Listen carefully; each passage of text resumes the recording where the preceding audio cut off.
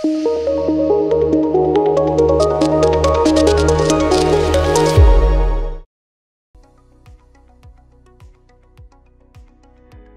అండి, I'm doctor Keerthi, fertility expert 49 hospital Vizag branch నుంచి మాట్లాడుతున్నాను.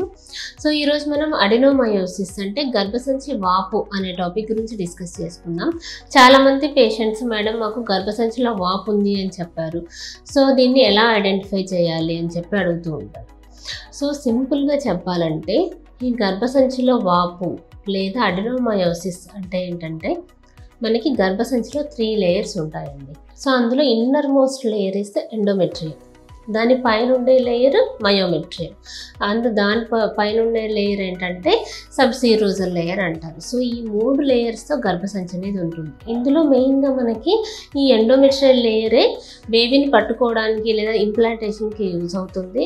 అండ్ డేట్స్ వచ్చినప్పుడు యూజువల్గా పీరియడ్ టైంలో ఈ ఎండోమెట్రియల్ లేయర్ మనకి బయటకు వస్తుంది. సో ఈ ఎండోమెట్రియల్ లేయర్ అనేది అక్కడక్కడ మయోమెట్రియం అంటే గర్భసంచి మధ్యలో ఉండే పొరలో కూడా కొంతమందికి అక్కడక్కడ ఉంటుంది. సో అలా ఉండడం వల్ల ఏమవుతుంది, యూజువల్గా ఇలా పీరియడ్స్ టైంలో ఈ ఎండోమెట్రియల్ లేయర్ ఎలాగైతే బయటకు వచ్చేస్తుందో మరి ఆ మయోమెట్రియంలో కూడా ఈ గ్లాండ్స్ అనేవి ఉంటున్నాయి కదా. సో దీన్ని ఎక్టోపిక్ ఎండోమెట్రియం అంటారు. సో అలా ఉండడం వల్ల అక్కడ కూడా బ్లీడ్ అవుతుంది, అంటే గర్భసంచి మజిల్లో కూడా బ్లీడ్ అవుతుంది. మరి దానికి అవుట్లెట్ లేదు కదా. సరే ఆ అవుట్లెట్ లేకపోవడం వల్ల ఏమవుతుందంటే అక్కడే బ్లీడ్ అయ్యి ఎవ్రీ మంత్ పీరియడ్స్ వచ్చే టైంలో పెయిన్ రావడము అండ్ అక్కడ అలా డిసీజ్ అనేది పెరిగిపోతూ ఉంటుందన్నమాట. అలా బ్లీడ్ అవ్వడం వల్ల అలా చిన్నగా ఈ డిసీజ్ అనేది స్టార్ట్ అయ్యి గర్భసంచి కొంతమందికి మొత్తం వాపు రావడము, సో బల్కీ యూటరస్ అంటారు. సో ఈ విధంగా ఈ అడినోమయోసిస్ అనేది అక్కడక్కడ ఉంటే వాటిని ఫోకల్ అడినోమయోసిస్ అంటారు.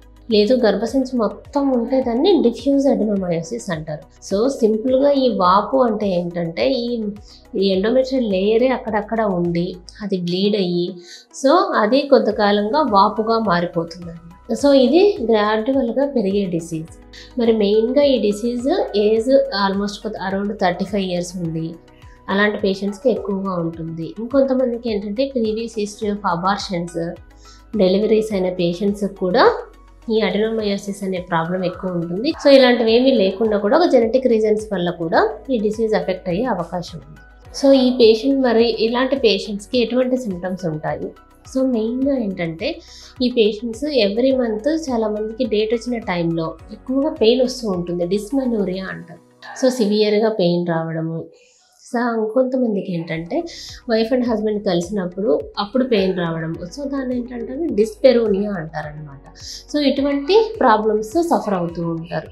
సో దీన్ని మనము సింపుల్ ట్రాన్స్వెజైనల్ అల్ట్రాసౌండ్ ద్వారా ఐడెంటిఫై చేయొచ్చు. సో మా దగ్గర ఉన్న 3D అల్ట్రాసౌండ్ ద్వారా మనం ఇప్పుడు ఈజీగా ఈ అడినోమయోసిస్ అనే వ్యాధిని మనం ఐడెంటిఫై చేయొచ్చు. సో మరి ఈ అడినోమయోసిస్ ఈ డిసీజ్తో బాధపడే పేషెంట్స్కి మరి ట్రీట్మెంట్స్ ఎలాంటివి అందుబాటులో ఉన్నాయి అంటే మెయిన్గా ఈ ఇన్ఫర్టిలిటీతో సఫర్ అయ్యే పేషెంట్స్లో ఈ అడినోమయోసిస్ వల్ల ఏమవుతుందంటే ఇంప్లాంటేషన్ ప్రాబ్లమ్స్ ఉంటాయి.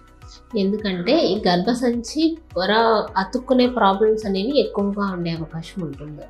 సో మనకి యూజువల్గా సింపుల్ ట్రీట్మెంట్స్, ఓవ్యులేషన్ ఇండక్షన్ కానీ ఐయుఐ కానీ ఇలాంటి వర్కౌట్ అవ్వని పేషెంట్స్లో అండ్ ఈ డిసీజ్ అనేది కొంచెం సివియర్గా ఉంది అనుకుంటే ఇటువంటి పేషెంట్స్లో ఐవీఎఫ్ ట్రీట్మెంట్ కొంచెం మంచిగా రిజల్ట్స్ అనేవి వచ్చే అవకాశం ఉంది. సో ఎందుకంటే ఈ ఐవీఎఫ్ ట్రీట్మెంట్లో మనము ఫస్ట్ ఎగ్స్ పెరగడానికి ఇంజెక్షన్స్ ఇచ్చి ఎంబ్రియోస్ని మనం ఫ్రీజ్ చేసుకుంటాం. సో వన్స్ ఎంబ్రియోస్ని ఫ్రీజ్ చేసుకున్న తర్వాత సో ఈ అడినోమయోసిస్ని సప్రెస్ చేయడానికి కంటిన్యూస్గా ఒక 3 to 4 months ఇంజెక్షన్స్ ఇచ్చి దాని తర్వాత ఈ ఎంబ్రియోస్ని మనం ట్రాన్స్ఫర్ చేసుకున్నట్లయితే ఐవీఎఫ్ ప్రాసెస్లో ఈ అడినోమయోసిస్కి సక్సెస్ రేట్ అనేది ఉంటుంది. బట్ మనం ఈ ఐయుఐ ట్రీట్మెంట్ వీటిల్లో ఏంటంటే వీటిని సప్రెస్ చేయడానికి ఇచ్చే ఇంజెక్షన్స్ మనకి ఎగ్స్ కూడా సప్రెస్ అవుతాయి. సో మనకి మీకు అడినోమయోసిస్ సివియర్గా ఉంది, ఈ అడినోమయోసిస్ వల్ల ఇన్ఫర్టిలిటీ ఇష్యూ ఉంది అనుకున్నట్లయితే మీకు ఐవీఎఫ్ ట్రీట్మెంట్లో సక్సెస్ వచ్చే అవకాశం ఉంది. Thank you.